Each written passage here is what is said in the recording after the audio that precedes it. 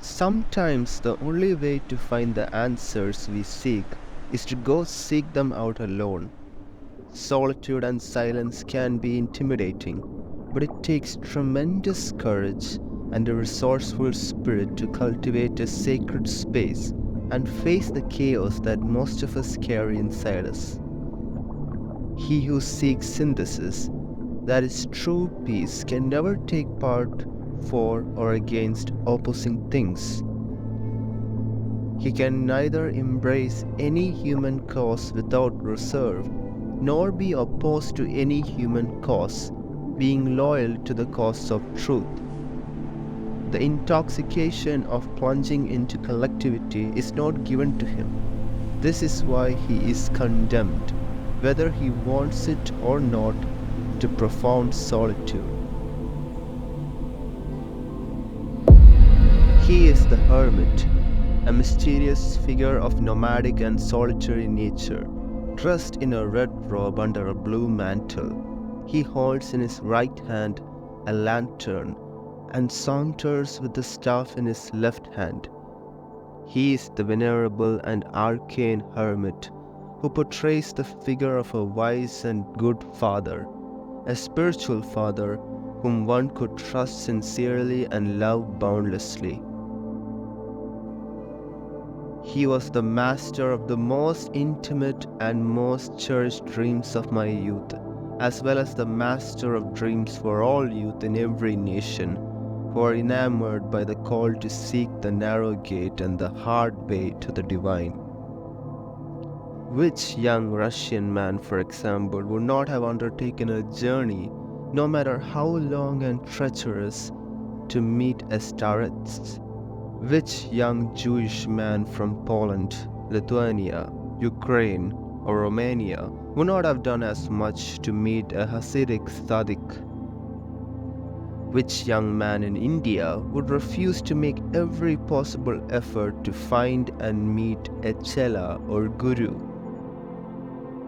What about the youth around Oregon, Clement of Alexandria, Saint Benedict, Saint Dominic, Saint Francis of Assisi, Saint Ignatius of Loyola? It was the same in ancient Persia, Ostanes, and other representatives of the spiritual dynasty of the mages that was founded by the great Zarathustra. It was also in Israel with the schools of the prophets and with the Nazarenes and the Essenes, the same in ancient Egypt, where the figure of the founder of the dynasty of wise and good fathers, that of Hermes Trismegistus, became not only for Egypt but also for the entire Greco-Roman world the prototype of the wise and good father, the hermit. Eliphas Levi certainly sensed the universal historical meaning of the hermit. This is why he stated the admirable formula: the initiate is he who possesses the lamp of Trismegistus, the mantle of Apollonius, and the staff of the patriarchs. In fact, the hermit who haunts the imagination of young youth, the hermit of legend, and the hermit of history was, is, and always will be the solitary figure with the lamp, mantle, and staff. These are symbols that represent a deep and significant truth, and when united they slowly begin to unfold the arcanum of the number 9 tarot card. For the hermit possesses the gift of letting light shine in the darkness, characterized by his lamp. He has the faculty of separating himself from the collective moods, prejudices, and desires of race, nation, class, and family. That is, the faculty of reducing to silence the cacophony of collectivism vociferating around him in order to listen to and understand the hierarchical harmony of the spheres. This is his mantle. At the same time, he possesses a sense of realism that is so developed that he stands in the domain of reality, not on 2 feet, but rather on 3. That is, he advances only after having touched the ground through immediate experience and at first-hand contact without any intermediaries. This is his staff. So in simple words, he creates light, he creates silence, and he creates certainty, conforming to the criterion of the emerald tablet, namely the triple concordance of that which is clear, of that which is in harmony with the totality of revealed truths, and of that which is the object of immediate experience. Verum sine mendatio certum et verissimum. Verissimum. One more time. Hermeticism. Verum sine mendatio certum et verissimum. Verissimum.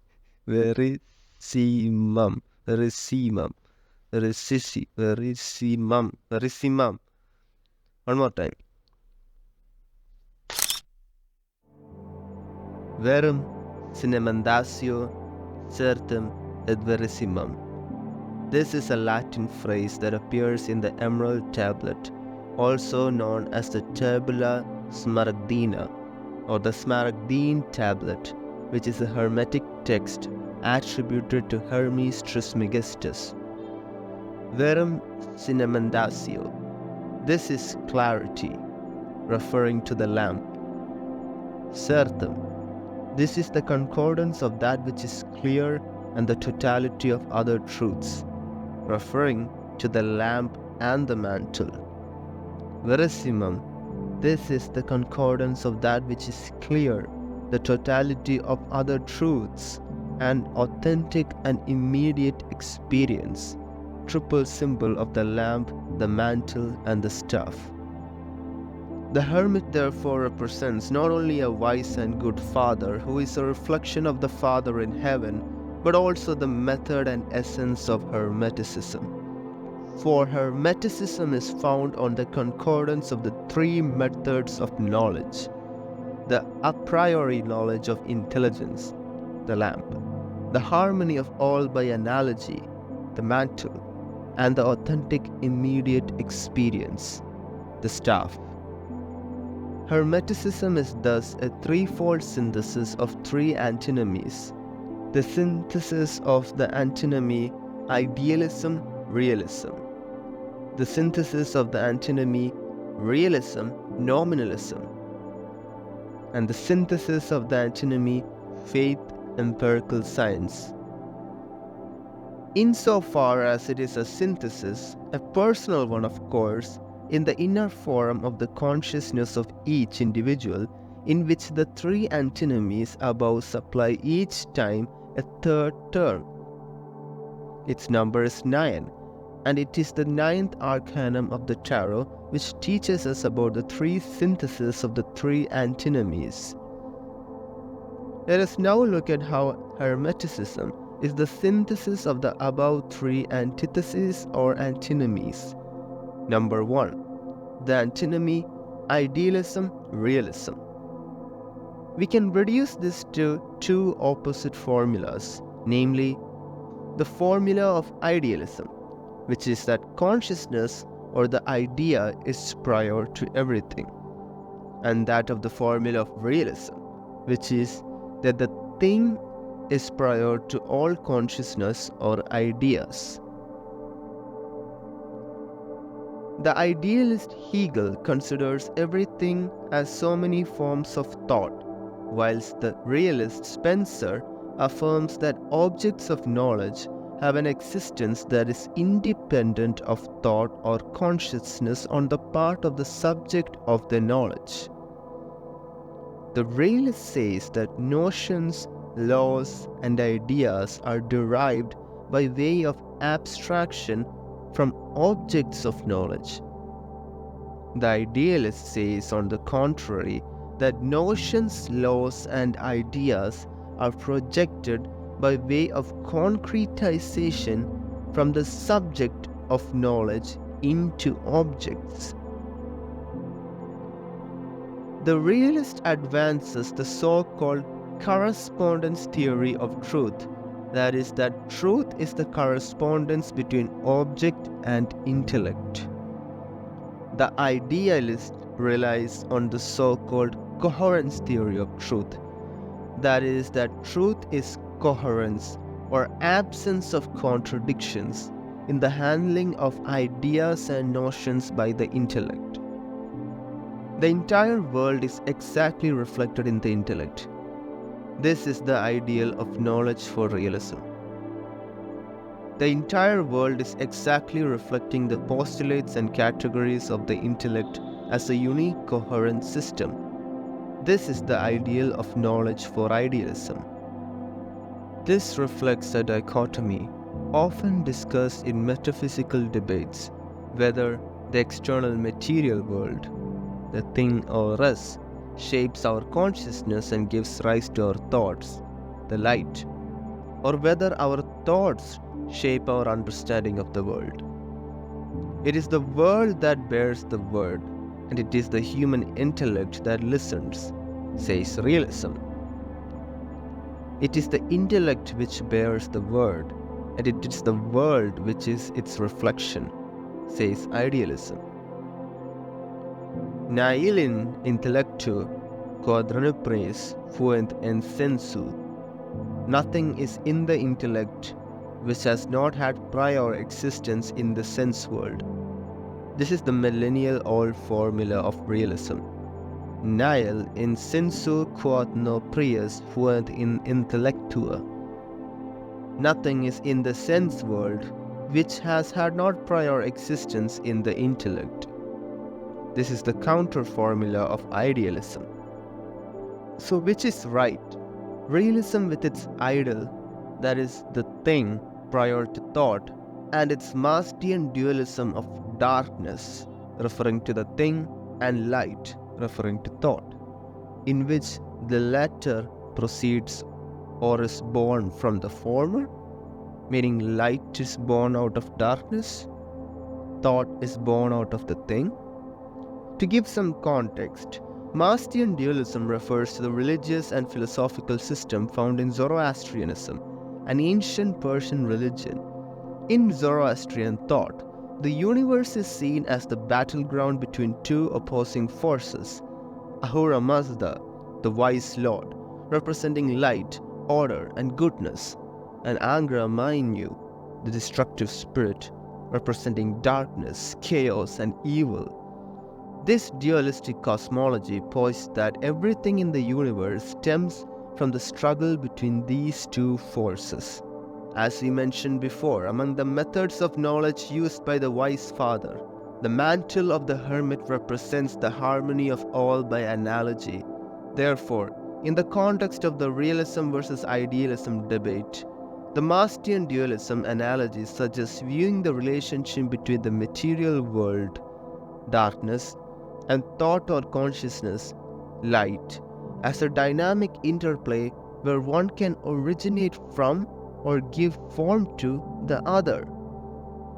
In this view, realism states that the material world, darkness, is seen as existing independently of our thoughts about it, and our knowledge, light, comes from our interactions with and observations of this pre-existing external world. This position aligns with the notion of accepting the truth that light is born out of darkness, which for some reason I'm sure doesn't sit well with us. So does this mean that idealism is the truth with its idol of the human intellect, which it sets on the throne of God, and its pan-intellectual monism, where there is room neither for the gift of perfect night, that is the superhuman wisdom mentioned in the sacred book of Hermes Trismegistus entitled Korai Cosmo, nor for the shadows of evil, ugliness, and illusion that we experience every day. No, Let us not overwhelm ourselves either before the world or before the intellect, but let us prostrate ourselves in adoration of the common source of both the world and the intellect, God. God, whose word is the true light that enlightens every man coming into the world. John chapter 1 verse 9. And the creator of the world, all things were made through him, and nothing that was made without him. John chapter 1 verse 3. So when we poise on the thing, the world, it is the word which is its source. When we come to the intellect, the light of thought, it is again the word which is its source. This is why Christian Hermeticism of the present as well as the pagan Hermeticism of the past is neither merely realistic or simply idealistic. It is logoistic, of the logos, being founded neither on the thing nor on the human intellect, but rather on the logos, the word of God, whose objective manifestation is the world of prototypes underlying the phenomenal world, and whose subjective manifestation is the light or prototype of human intelligence. The light shines in the darkness, and the darkness receives it not. John chapter 1 verse 5. Which means to say that there is darkness both in the world and within consciousness that has not received, or more precisely, has not been penetrated by the light, and that consequently evil, ugliness, and illusion certainly exist in the world and consciousness.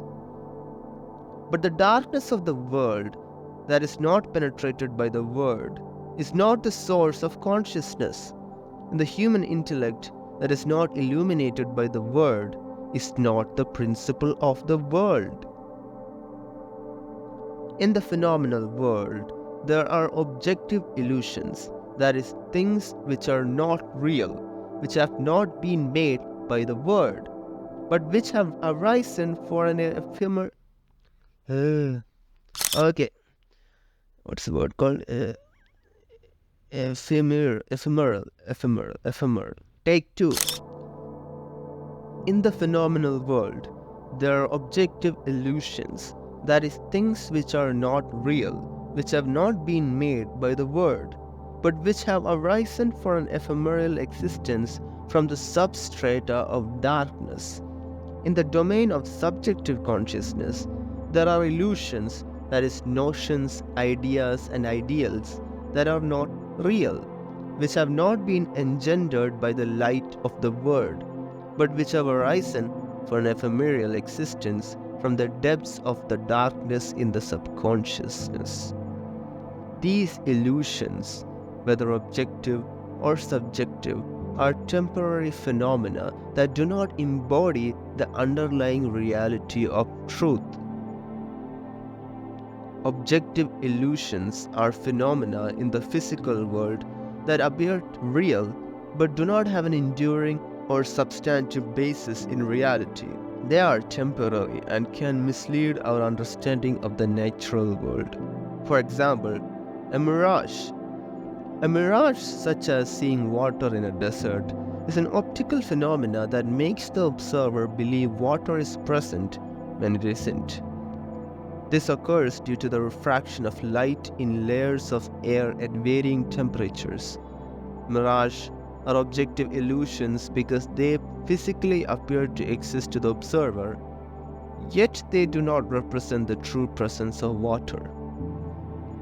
Subjective illusions are misconceptions or misperceptions in the realm of human thought and consciousness. These are ideas, notions, or beliefs that arise internally and are not reflective of external truth. For example, the geocentric model of Earth. Historically, the geocentric model, which is the belief that the Earth is the center of the universe, was widely accepted. It was a subjective illusion because it arose from human observation and interpretation and not from a true understanding of the planetary movement. This belief was not engendered by an accurate scientific insight but by a limited human perspective, and it is persisted until disproven by the heliocentric model. Now, the correspondence between an illusionary object and a notion of it within the intellect would not be truth, but rather a double illusion. Realism should be aware of this when it advances its so-called correspondence theory of truth, and the inner coherence of an intellectual system based on illusions would not be a criterion of its truth, but rather an indication of an obsession that is so much deeper the more the coherence is complete. Idealism should be aware of this when it advances its so-called coherence theory of truth. Objects are only real in the sense of realism when they are real in the Word, and intellectual constructions are only true in the sense of idealism when they are true in the Word. This suggests that our minds don't create truth like a spider making its web. In other words, it's saying our intellect doesn't generate truth in a mechanical or automatic way, but rather something that must correspond with reality. A fact, whether it's about the inner world or the outer world, doesn't always guarantee truth. Sometimes a fact can lead to illusions or reflect the history of illusions, whether they're natural, like antediluvian monsters, or human-made, like past or present idols. The mention of antediluvian monsters can be understood as a reference to creatures from ancient times or mythological beasts thought to have existed before a significant flood, as described in the Bible. Before modern science, fossils of dinosaurs or other prehistoric animals were sometimes misunderstood as evidence of these mythical creatures or antediluvian monsters. These misinterpretations were treated as factual representations of the past, creating what can be termed objective illusions.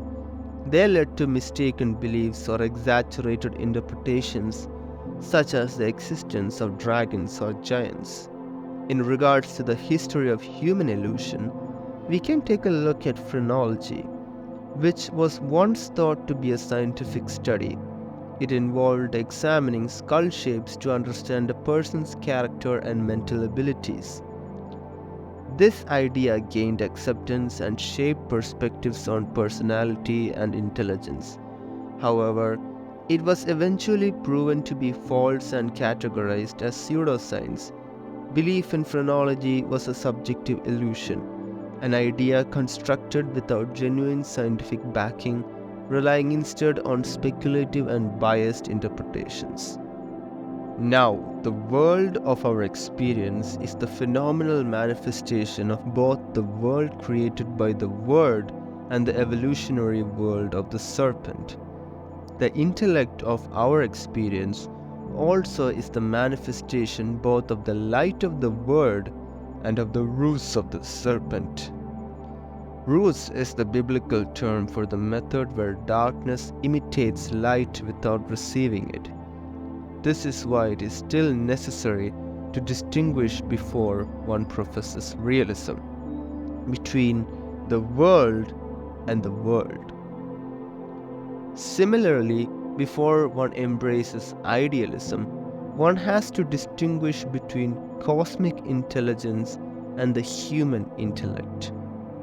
But once this distinction is made, one can without hesitation embrace idealism and realism at the same time, which would be the idealism, realism, or the Logoism of ancient and contemporary Hermeticism. Realism would acknowledge the existence of an objective reality, the world, independent of human perception. The world refers to the ultimate reality, the creation as envisaged and manifested by the divine Word. often interpreted as divine will or truth in theological context. Idealism would focus on the interpretations and constructions of the human intellect, emphasizing how our perceptions shape our reality, the world, referring to the everyday phenomenal world we experience, which includes both the creation of the Word and the evolutionary world influenced by the serpent, a symbol of deception and earthly evolution.